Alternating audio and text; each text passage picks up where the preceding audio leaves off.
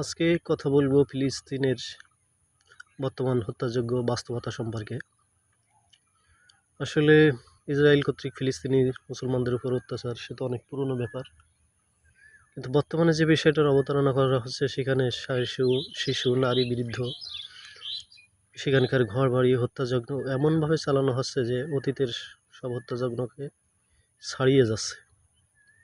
এই হত্যাযজ্ঞের মাধ্যমে ইসরায়েল আসলে কি চাইছে, আর এটা কি অবিশ্বাস্যভাবী ছিল কিনা?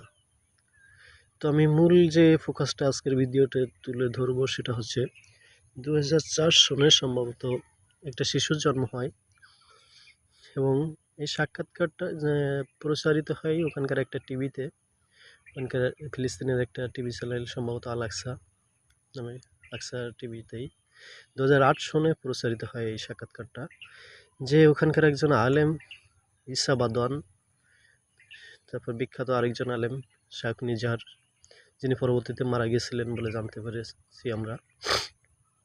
এই সাক্ষাৎকার প্রচারের জন্য ইসরায়েল তাকে হত্যা করে। তো সাক্ষাৎকারের মূল যে বিষয়টা, ইসা বাদওয়ান তো ওখানকার যে সাক্ষাৎকার নিয়েছিলেন তাকে বলেছিলেন মূল যে ঘটনাটা সেটা হচ্ছে উনি একটা হসপিটালে কোনো আগন্তুকের সাথে যে নতুন একটা বাচ্চার জন্ম উপলক্ষে আগন্তুককে সাহায্য করার উদ্দেশ্যে সম্ভবত তার সঙ্গী সাথীরা একটা হসপিটালে গিয়েছিলেন। এই হসপিটালে যে নতুন বাচ্চা শিশুটির জন্ম হয় সেখানে ওই ছেলেটা ফেরার পথে হসপিটাল থেকে সবাইকে সালাম দেয়। বাচ্চা শিশু জন্মের পরই সালাম দেওয়া একটা বিস্ময়কর ব্যাপার। তো তখন যে বিষয়টি ওখানকার আলেমরা আস্তে আস্তে কয়েকজন এটা জানে, যে সিদ্ধান্তে উপনীত হন সেটা হচ্ছে যে দাজ্জাল রিলেটেড একটি ঘটনা, যেটা আমাদের পবিত্র হাদিস গ্রন্থে সহিহ হাদিসের মাধ্যমে আমরা অনেকেই জানি সম্ভবত, যে শেষ জামানায় দাজ্জাল যে এখন পৃথিবীতে চলে আসবে, তখন এটা আসলে সত্যিকারের দাজ্জাল কিনা এটা প্রমাণ করার জন্য একজন ঈমানদার ব্যক্তি দাজ্জালের কাছে গমন করবেন, সম্ভবত যুবক বয়সের কেউ। হাদিসে এমনই উল্লেখ আছে। আসলে আপনারা জানলে হাদিসটা রেফারেন্স সহ আমি তথ্য পরে ডিসক্রিপশনে দিয়ে দেব।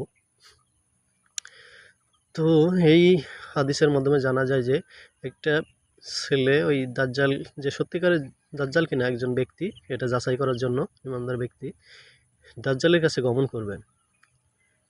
তো এই সাক্ষাৎকারের যে ছেলেটির কথা বলা হয় সেই ছেলেটি নাকি সেই ব্যক্তি, এবং এটা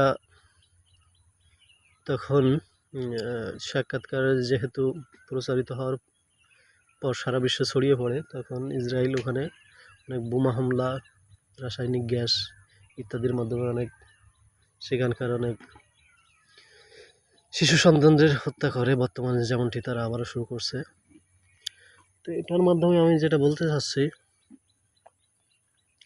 ধরেন ইসরায়েল যদি আসলেই নিশ্চিত থাকে এমন কিছু, আসলে ওনাদের ধর্মগ্রন্থেও থাকতে পারে যে দাজ্জালের শাসনের সময় যেহেতু এই বিষয়টা আসবে, সেহেতু এই ছেলেগুলোকে যদি আগের থেকে মেরে, কিংবা এমন বিষয়টা যাতে অবতারণ না হয়, যেহেতু ওই ছেলেটি দাজ্জালের কাছে যাওয়ার পর এক প্রকার প্রমাণ হয়ে যাবে ওই ব্যক্তির মাধ্যমে যে আসলে সত্যিকারের দাজ্জাল ইনি।